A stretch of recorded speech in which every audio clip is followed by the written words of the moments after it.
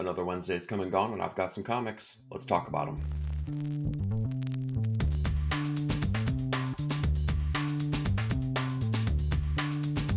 Hey, welcome to 9 Panel Grid. This week, we've seen metatextual commentary, Alaskan Sentinel facilities, and peculiarity in purgatory. But we're going to kick things off this week with Crocodile Black #3, written by Philip Kennedy Johnson with artwork by Somnath Pal. So this issue, we've seen our main character Danny go way off the deep end at this point. And that's my biggest critique of this book ongoing is that I don't know who I'm supposed to be rooting for necessarily. In this issue, we've seen that he's kind of fully embraced this other side of himself. He's kind of glommed onto this person who he's seen has been killed, and he's really taken on his personality. And outside forces are kind of really propelling him into this dark nature that he's foreseeing. Danny is off of his meds right now, and he is fully taking on the violent aspect of his personality. Now, what is interesting about this book, though, and what keeps me really enthralled with everything, is how they're interweaving that with things that have gone on with his past and the things revolving around his family that haven't really fully been fleshed out yet. So there's a mystery there, and it's kind of keeping me along for the ride, but there's no hero to this story, or at least for what we can see of it, there is no hero to this story. Danny is really doing some grotesque, brutal things that are extremely hard to root for him or try to see some kind of avenue where he comes out of this looking okay. It's a hard book. It's a really deep book. It's making you really think about things.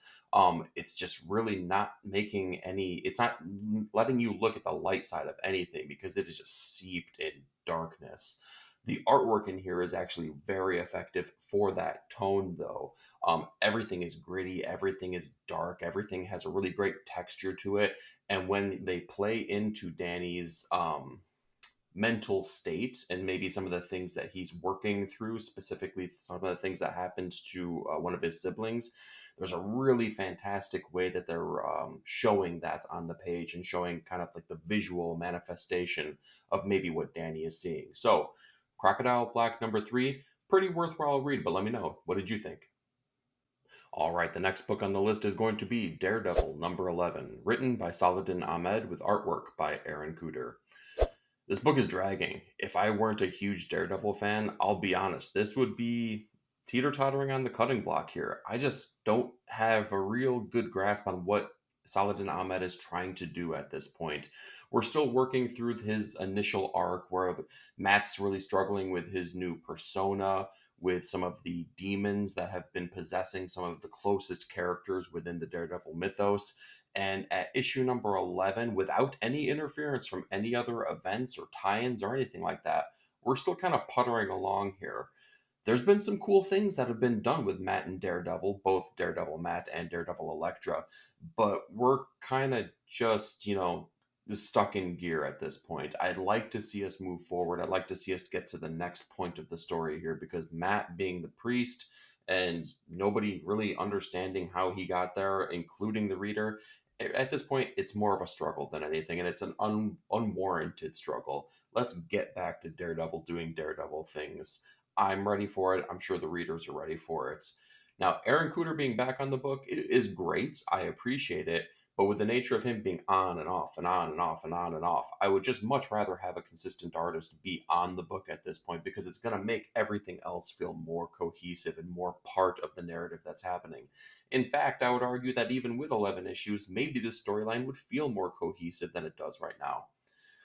That's a what if story, though, so who knows if that's really the case. I can tell you that that's how I feel right now, and if I'm struggling through Daredevil, I can only imagine what people are feeling when they're not as big a fan as I am. All right, let's talk Dawnrunner #4, written by Ram V with artwork by Evan Cagle. Man, this was an awesome issue. This series is one that you think you know what you're getting into at issue 1, and it kind of really takes a turn you don't expect on issue 2, and it keeps doing that each and every issue. Kind of, it's almost like an onion, like we're peeling away each layer, and this was a fantastic issue. This is really dealing with grief and loss and responsibility, both with our main character and with the semi co-main character, the personality that's tied in with the mech that our main character Anita pilots. We're really kind of caught between these two worlds as Anita is in this mech and they're fighting this monster, this kaiju that's kind of like this evolved next step of the monsters, and it totally put a beating on this mech. It's down for the count. There ain't no coming back from this. What we kind of learn from this is that maybe there's an evolution that can take place. Maybe there's more to the pilots than just piloting this, especially with this Dawnrunner, this Titan being the evolution of the machinery itself. A lot of cool things being played with. Anita is definitely struggling in this with the responsibility of trying to help the persona in what he has with his memories while he's inside of the mech. She's also dealing with the responsibility of her child and the having control over very little about what's going on with her right now, seeing that she has a disease that was directly contributed to the monsters actually coming to Earth. A lot of really cool concepts being played with, a lot of real deep, heavy narrative that you wouldn't necessarily expect from a monsters fighting, mech kind of story. But Ram V does a fantastic job delivering that through the narrative. The other fantastic thing is that Evan Cakel's artwork is just stupendous. It's the best that it could be for a book like this. The characters are rich, the environments are awesome, whether they're lush or completely destroyed by the action that's happening. And each little detail, whether it be on the monsters or the mechs, I mean, they're just like fully visualized. It's like you have to take a second, let your eyes really look over the pages here to kind of get every single detail because you could miss them. They are like fine details across everything on this. Really fantastic issue. Really enjoy this as it keeps building each and every issue, and I can't wait to see what happens in issue number 5. Okay, with our next issue, let's talk The Domain number 1, written by Miles Dallas with artwork by Tanya Ko. No, wait, that can't be right. Scratch that. Let's start over. The Domain number 1, written by Chip Zdarsky with artwork by Rachel Stott. So, totally fun concept that we're dealing with here. Public Domain has just come back after a pretty long hiatus, and The Domain number 1 is actually the comic that they're writing within the pages of Public Domain. Really cool idea, and I can't believe that I didn't see this coming until it was actually solicited. So this is kind of playing with some of the concepts that we just saw when Public Domain came back, and you kind of see these fully visualized things come into play in the pages of this comic, where we see these 3 different character archetypes really play out in the pages here, where they're kind of developing powers, where they're taking their hero's journey, and how we see it's much different than maybe what we would have come to see from our characters that were established and created in the 60s. Really fun things, kind of being worked with here, but it is definitely 100% most effective as a companion piece with Public Domain. Looking at it as a singular entity, it's kind of a cookie cutter story. It's something that we would come to expect any kind of issue number 1 at the lowest levels. Now, it does hurdle those standards every once in a while here, but I can't say that it's anything to write home about necessarily. But playing along with those other books, it's kind of fun to see the back and forth with that kind of stuff. So, if you're only going to buy this, I don't think it's going to fit the bill. You'll probably end up dropping it pretty quickly. If you're reading Public Domain, though, and you want to kind of see a more rich, layer to that kind of story, then definitely go pick this up and see what it's if it's for you. All right, with our next issue, let's talk Falling in Love on the Path to Hell, number 2, written by Jerry Duggan with artwork by Gary Brown. I'll be honest, I wasn't sure if I was actually going to pick this up, and it wasn't because of the quality of issue number 1. It's because I just don't know if Duggan is really the writer for me necessarily. It's been very peak and valley for my journey, reading him. And this kind of follows that same pattern. I was really a fan of the first issue, and I thought that it established the character and the landscape and what our story was going to be really well. It made me excited to see where this could go. With issue number 2, we pick up right off of the last panel of the first issue, where our characters are now in purgatory. We've kind of met a new player in the game, and it's really like an exposition dump kind of story. We kind of learn where we're at. We see our 2 main players, the cowboy and the samurai, really get to interact with each other, and we kind of see them butt heads a little bit because, the title kind of gives away what is going to end up happening in the story, or at least I assume so.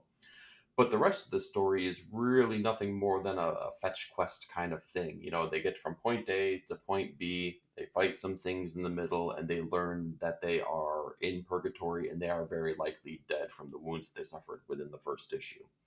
So it wasn't as entertaining. There wasn't any big notions. There was no new mysteries to be solved or anything. It was very much just a cut and paste kind of issue. Not to say that it can't pick up the pace and go other places. It's just that I was hoping to get maybe a little bit more, something else to kind of keep its hooks in me, to keep me entertained, to get me excited for issue number 3. That didn't necessarily happen in this issue here. But I'm still kind of invested here. We'll kind of find out. We'll see if this still makes the pull list the next time that it is solicited.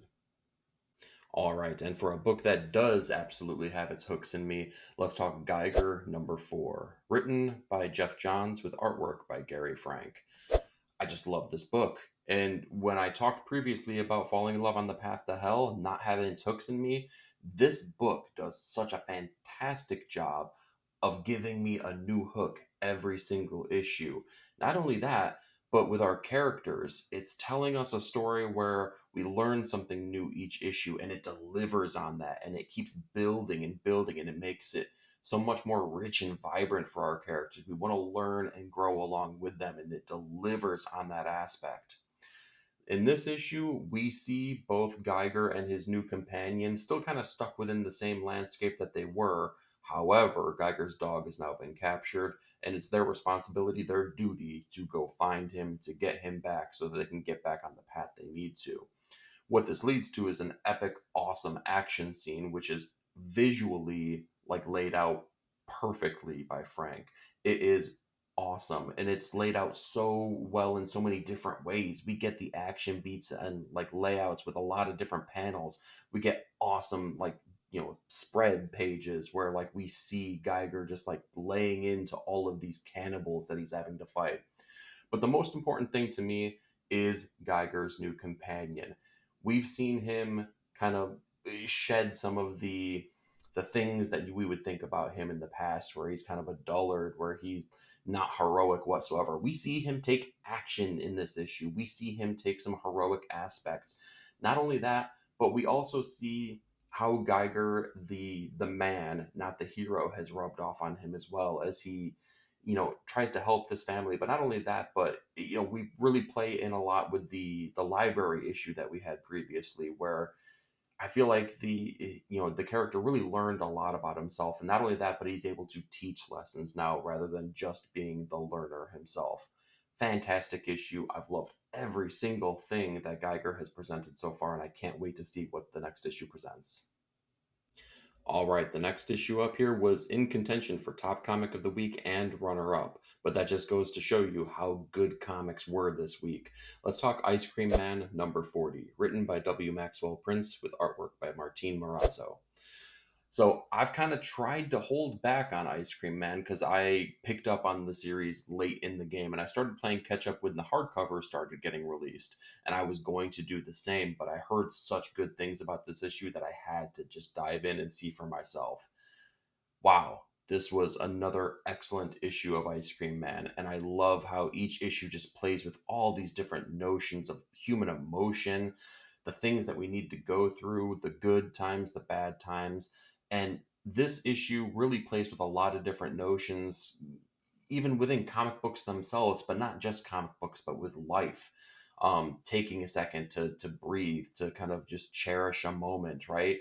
But when it comes to comic book narrative pacing and taking a moment, to breathe, to let a page breathe, to really relish in a moment, it's all played out with a car crash happening between a car and a truck. And you like it just takes you through this journey of all the different characters, and this is a continuation off of the previous issue where we got to learn the family in the car story.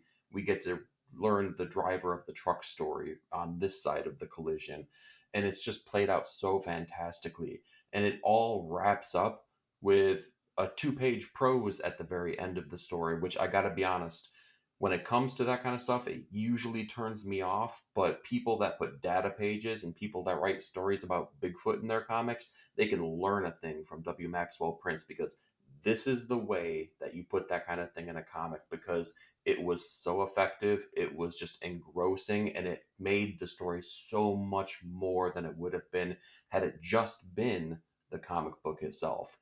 This was fantastic. I absolutely recommend it. It was just a great story, and I hope you read it. And with the first of two new number ones this week, let's talk Kill All Immortals number one, written by Zach Kaplan with artwork by Fico Ocio. I'll be honest, with all the delays that happened with this series, I forgot that it was even on my pull list, to be completely honest. And when I got this, I was really surprised because the premise of the book really was enticing, about this family that are secret immortals that come from Norse, lineage, and potential Norse mythology lineage. It had its hooks in me. The premise seemed like it was going to be really cool. The execution of the book, however, kind of left me needing a heck of a lot more, to be honest. Nothing really happens in this story. There is a daughter character and her boyfriend who get called home after we see some brutal murders occur, and the family is trying to kind of get everything in line. And what we learn is that the family is actually the culprits of these murders, and they are really kind of calling those people in to attack them.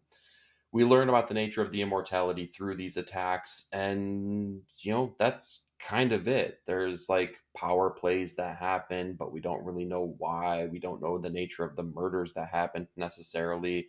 Plus, why would you need to do that if you're already immortals? The story just didn't really unravel in the way that I would have needed to make me really interested. I think this needs maybe another issue to really kind of start telling the story that it's probably intending to. For a number one, though, it just wasn't enough to entice me, to kind of get me to really care about the characters or where the story is going, or just about anything. What I can tell you is that the artwork really looked nice on here. I think that that was the strong point of the issue. If that continues, that might be enough if the story picks up the pace and we start getting something more out of what's happening. But as of right now, gotta say, I can't really recommend this as a great new read. So this next series actually struggled from the same problems as the previous one. However, this second issue has done so much to unravel the story that I needed here. Let's talk about Profane number two, written by Peter Milligan with artwork by Raul Fernandez. So issue number one was very tropey when it came to its detective kind of story, and all of the things you would anticipate: the character getting slipped a Mickey, the untrustworthy, dames that he comes across. There were some cool aspects of the story, but some of it just felt very formulaic. Now, this issue really opens that up. So, within the first issue, kind of the secret is that the character that we're following is, in fact, a fictional character within a book series.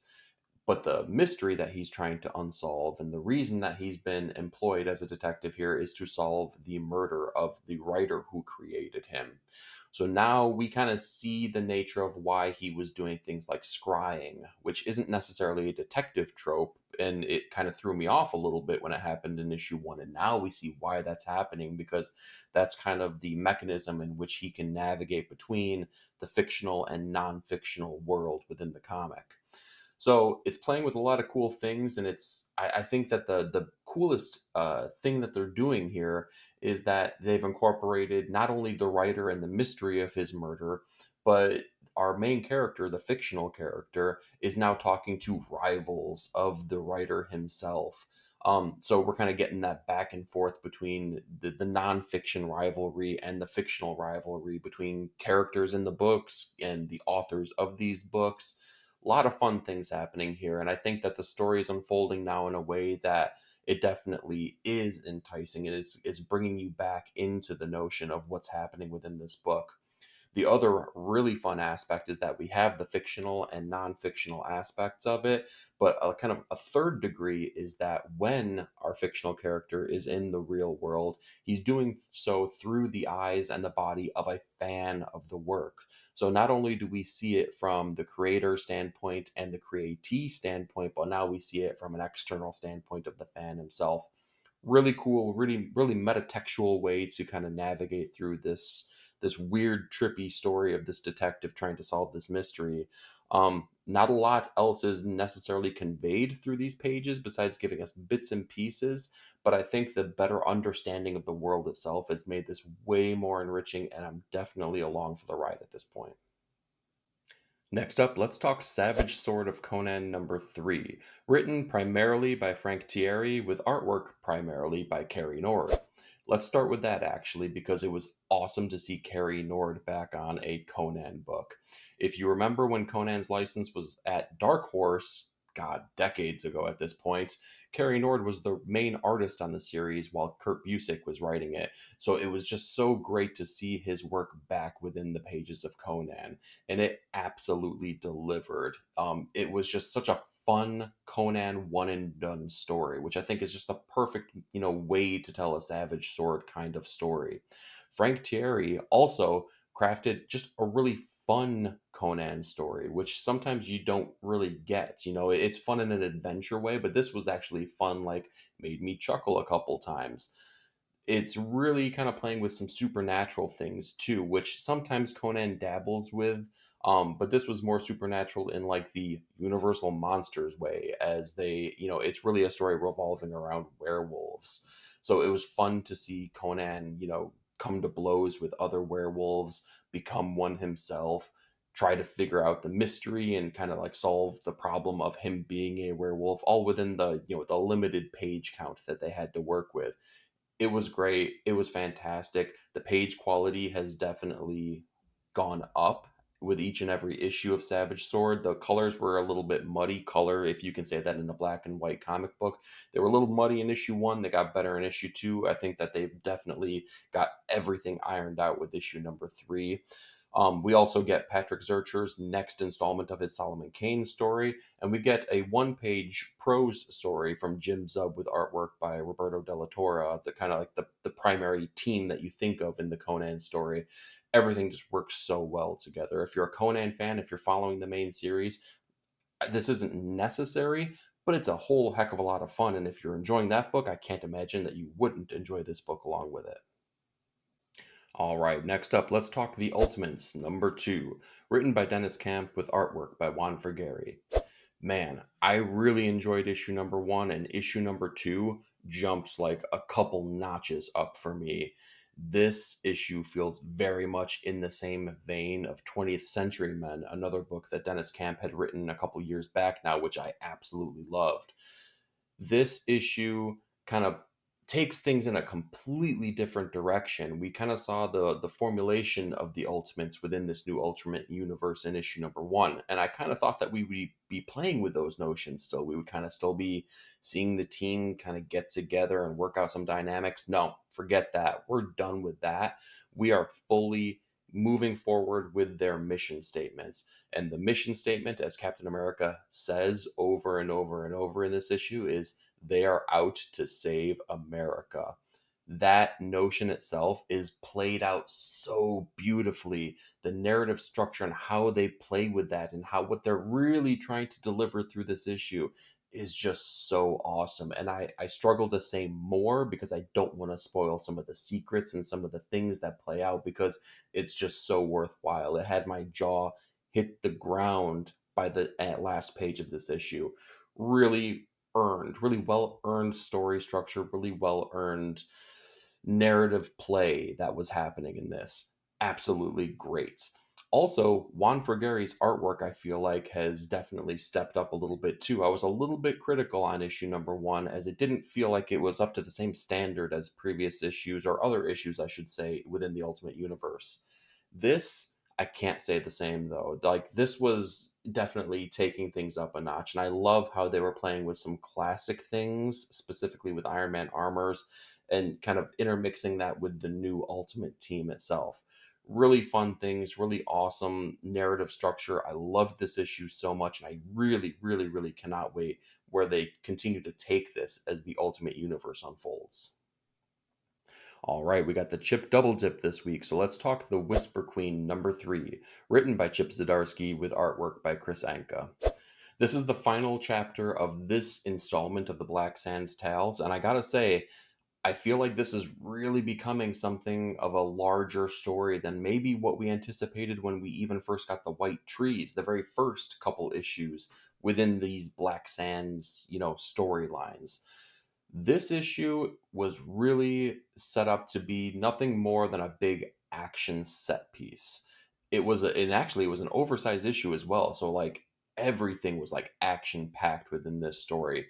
It is light on the narrative, light on the storyline, but it does deliver in ways that there are some emotional beats that are absolutely hit within this issue. But man, like you're here for the artwork, you're here for Chris Anka, and you're here to see him lay out the entire storyline, and he does so in a really fantastic way. Um, the thing that I'm missing with this though is that I feel like they're definitely playing up some continuation, something more happening within this world, which they didn't really do within the first set of stories within this book. So it kind of leaves me with, I don't know, an incomplete feeling of the story overall. There's a small sense of completion here, but we definitely don't get everything. And it leaves some dangling plot threads here that, if it took us a couple years to get back to this story, I don't want it to wait a couple more years for me to learn these kind of things. So there's a lingering disappointment at the notion that we could need to wait a longer time than I want to. However, this was a really fun book. I think that if you're in it and you can kind of just enjoy the comic booky nature of it, you're really going to be satisfied with this book and you're going to leave wanting more. All right, the mutant nation of Krakoa has fallen, but the mutants must rise from the ashes. Let's talk X-Men #1, written by Jed MacKay with artwork by Ryan Stegman. So I was a big fan of the Krakoa era. I thought that it definitely had peaks and valleys, hit and miss, but overall, it was extraordinarily interesting. They did things with the mutants that just were very different than some of the stories that we've been spoon fed decade over decade over decade. They weren't content being Claremont. So it was exciting. I know I'm talking way too much about Krakoa, but I wanted to set the stage because this is what happens after that. And what happens after that is kind of a return to form. The X-Men are back being X-Men, doing X-Men things. And they don't completely shy away from Krakoa, but you can definitely tell that they're trying to sweep things under the rug as quickly as possible. And this is a very X-Men type team with a new roster being led by Cyclops, who is generically speaking kind of like the leader, the de facto leader of every X-Men team when you think about it. We have Beast, who is another original X-Men member. We have Psylocke, who's been a long-standing member of the X-Men. And some of the characters get a little boring, when they've been there so long, and it's like, do you really have stories that you can tell with these people? Wait a minute. Is that Glob Herman? I take it all back, guys. I take it all back. Glob Herman's in the book. He's the best X-Men. We all know that. Pick of the week right here. No, okay. I should stop. That's too much. I got to take a break from this. Overall, it was a really good introductory issue. The story picks up with the X-Men taking on a new base within Alaska, kind of learning the landscape of what's going on. And we see that there is a formulation of these new meta human beings, or I should say that they want to be meta human beings, that they're kind of like a combination of Orcus meets John Sublime's U-Men from the Grant Morrison run of X-Men, combined with mutant loving portions of the human populace. I don't know. They're playing with a lot of different notions here that I think they're going to need to build out and grow. What I can say is that Jed MacKay has done actually a much better job on this team book than I think he did with his introductory issue of Avengers, which I felt very clunky. Feels like he gets the characters. It feels like he is has a better understanding of where he wants to go with this story, and it wasn't kind of bogged down with some of the McKay tropes that we've seen, where there's this new group of super beings that come onto the stage and take on the super team right away. We kind of get to sidestep that. We don't see that, so it was kind of a breath of fresh air, and it makes me at least a little bit excited to see where these mutants can be going in the future. So if you're at X-Men #1, which I'd be surprised if you didn't, Let me know your thoughts down below. And with our runner up pick of the week this week, let's talk Precious Metals number 2, written by Darcy Van Polgeest with artwork by Ian Bertram. I don't know if I can say any more praise than I said in the issue 1 review on this, but I'm going to try to do my best. We continue our story with Max, or Sarge, who was a bit player in Little Bird, but we see him in his younger years. And this story is all about remorse and regrets and kind of decisions that were made, in your life previously that you look back on and wish you had a second chance and a second choice and a new avenue to take. And it's all playing out not only in the memory of our main character, but sometimes also in the very real world as he's continuing his mission to try to find this boy who has extrasensory powers, that's been captured by these religious zealots. As we see the religious faction that we see like fully formed in Little Bird, kind of in the more uh, early stages, we'll say. So Sarge is going through this mission, and they think they have him, and they think that they've kind of solved the problems that were in front of them. But lo and behold, there's always a trick that was up their sleeve, and things don't work out the way that they thought they would. Um, it's just such a wonderful back and forth as we see mistakes that Max has made earlier in life and kind of their parallels with mistakes that he's making right now within the pages of this book. And not only that, but we're seeing the consequences also follow the same parallels. It's really wonderful narrative story writing, but also visual storytelling as they kind of mirror each other. And we see that Max is struggling with both of these notions as he wants to do right by these and he wants to do the best thing that's possible. And even when he makes a conceited effort to do so, it doesn't work out the way that he wants to.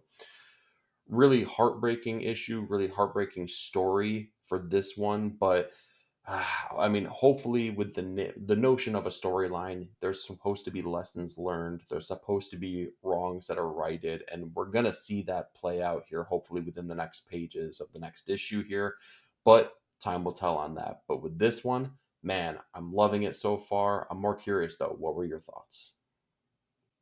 And for our top comic of the week this week, let's talk Ain't No Grave number 3, written by Scotty Young with artwork by Jorge Corona. Feels very similar to the things I was just talking about. This issue revolves around remorse and regrets and bad decisions played out in the past and in the present day. Maybe I'm just feeling morose now, right now. I don't know, but I gotta say, whatever it is, it's absolutely working for me because Ain't No Grave has been stupendous, and this issue has been my absolute favorite issue so far.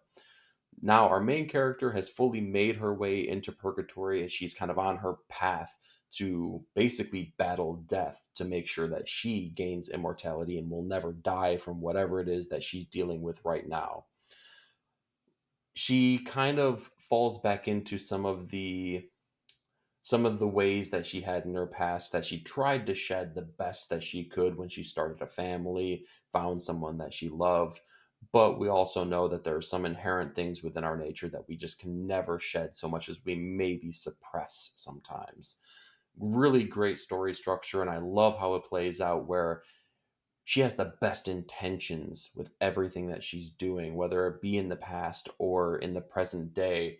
However, the way that she does them isn't necessarily the nicest, cleanest, or best way to go about them, but it's the way that she knows. And within the present pages of this, that comes by way of a card game. And I gotta say, I've never seen a game of poker played out in a way that is so tense and so visually lush with no words whatsoever. This was like watching high stakes poker without understanding anything that's happening here besides the back and forth between our main characters as they look into each other's eyes and they try to read each other's tells. Really awesome visual storytelling. I think Jorge Corona is doing so good in this, and I would argue he's getting a lot of praise in Transformers, which he absolutely deserves, but this one is the top notch. This is the best book that he's doing so far. So, loving this book so far, loving what Scotty Young is doing as a writer primarily right now. And man, it's just it's such a pleasant surprise to see things work out the way that they're working, to see them not only kind of come up the ranks and become top tier artists, and now with Scotty Young, gotta say, as a top tier writer at this point. Fantastic issue, loved it. If you read it as well, let me know your thoughts down below. So that's what I've got for you this week, but I'm more curious. What did you read and what were your thoughts? Do me a favor, like, share, and subscribe, and be part of the panel. Leave me a comment down below. Thanks again for watching. We'll see you next week.